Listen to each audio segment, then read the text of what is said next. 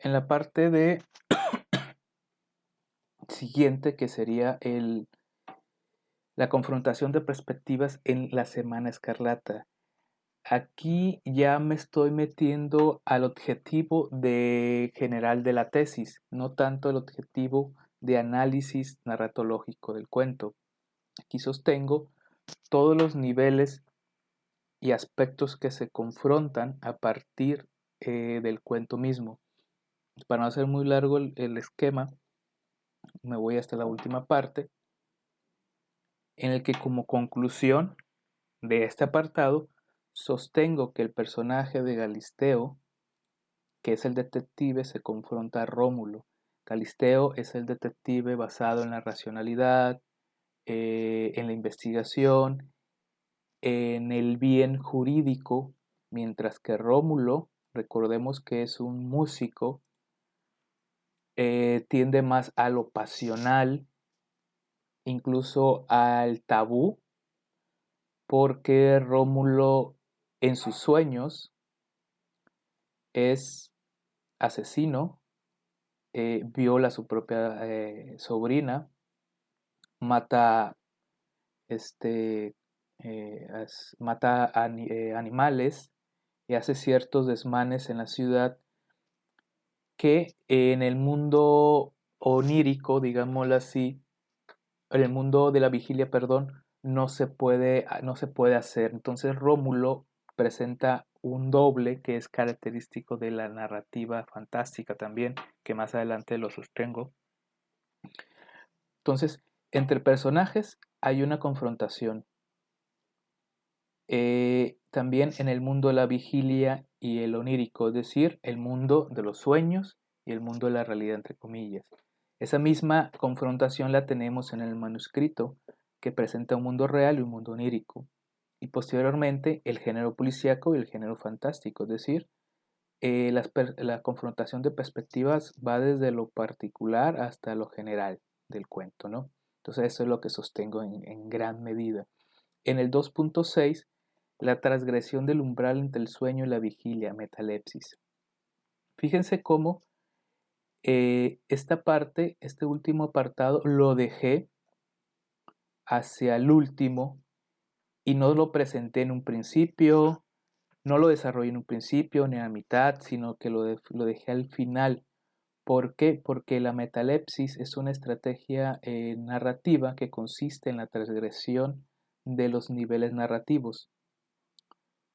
Bueno, la metalepsis está utilizada en todos los géneros, pero aquí específicamente en el narrativo, en los niveles. Entonces, aquí yo decidí dejar esto como la transgresión, es decir, la transgresión en el cuento es como la fresa o el manjar, digámoslo así, del fenómeno sobrenatural. Es lo más importante, es lo que nos impacta del cuento. Entonces, lo dejé al final para darle al lector este último golpe, como les decía anteriormente, en cuestión de análisis. Ya le desarrollé, número uno, eh, la literatura en México, la literatura fantástica en México, posteriormente la producción de Tario. Después me fijé de manera general en en el cuento de La Semana Escarlata.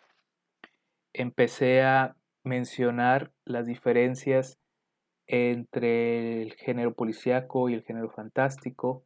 Posteriormente me brinqué a explicar la estructura general del cuento en sus diferentes niveles: diegético, metadiegético y también la dimensión onírica. Entonces lo describí y lo presenté visualmente, y posteriormente me fui a confrontar las perspectivas en sus diferentes niveles, y al final dejé la metalepsis como sorpresa, como lo más importante. Y aquí desarrollo cómo se da esta metalepsis, esta ruptura de las fronteras, y recurro mucho, pero bueno, esto es muy común, en el ensayo de la flor de Coleridge, que Borges utiliza, que dice que es una nota del pie una nota del poeta inglés que dice: si un hombre atravesara el paraíso un sueño y le dieran una flor como prueba de que había estado allí, y si al despertar encontrara esa flor en su mano, entonces ¿qué? Esta cita es muy común en los análisis de literatura fantástica, sobre todo aquellos cuentos que presentan esta transgresión de los niveles o de las fronteras de los conceptos de realidad y ficción. Entonces, yo recurro a esta cita porque aquí sucede lo mismo. Los sucesos que sucedían, bueno, los sucesos que se realizaban en los sueños de Pimentel se vuelven realidad. Es lo mismo, es como si la flor, la flor, estuviera en el mundo del sueño y apareciera en la realidad. Es la misma estructura. Entonces recurro a ella para ejemplificar cómo se lleva a cabo la metalepsis en el cuento de la Semana Escarlata. Y obviamente también desarrollo el concepto del doble, de, de otro elemento tradicional de la literatura fantástica, y clasifico a Rómulo como un tipo de doble. En la coexistencia de dos individuos, ¿no? Y también hago referencia a otros cuentos que ya la han utilizado para ayudar a reforzar esta idea del doble en el cuento.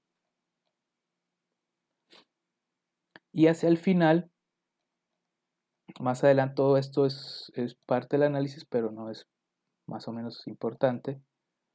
Menciono que Galisteo es víctima del asesinato, de la confrontación entre Pimentel y Galisteo, y al final fallece en el mundo de la realidad. Esto es muy interesante porque en la literatura policíaca el detective siempre gana o encuentra al asesino a través de sus razonamientos, y el orden que el crimen había quebrantado vuelve a la realidad. La sociedad vuelve a estar tranquila porque se ha encontrado al asesino o al criminal. En cambio, en este cuento, el representante de la racionalidad, del bien jurídico, moral y ético de la sociedad, muere a manos del monstruo, digámoslo así, de Pimentel. Entonces, esto es muy característico en la literatura latinoamericana. Aquí recurro de nuevo a Borges, que en La muerte y la brújula, Lonrod es asesinado por el criminal. Este cuento es un cuento de la literatura policíaca, pero Borges, a diferencia de la tradición inglesa y norteamericana, hace que Lonrod muera. Y lo que sucede también con Galisteo, Galisteo muere.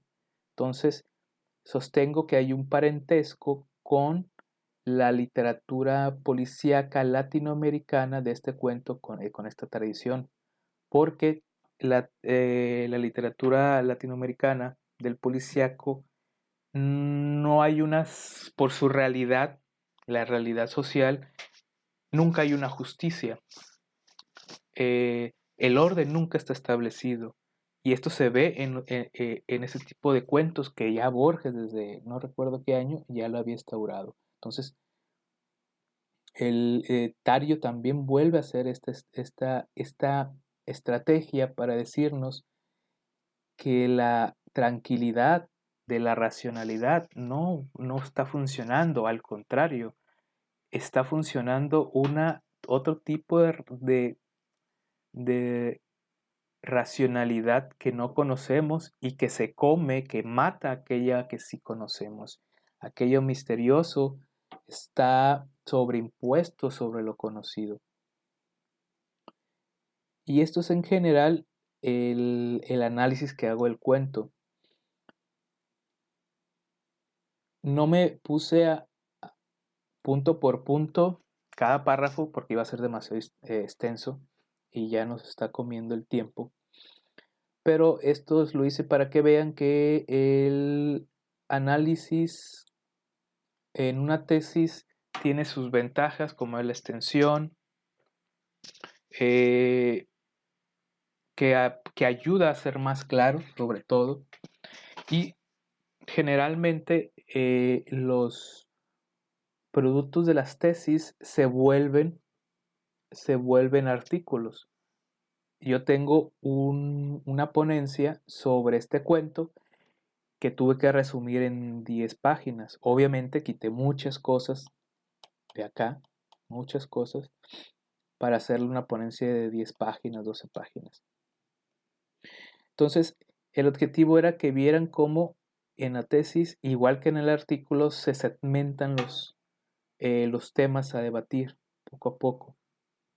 Obviamente hay artículos en los que se pueden mezclar, intercambiar, ser un poco más flexibles, pero acá en las tesis son más estrictas, más duras al momento de establecer los capítulos y apartados.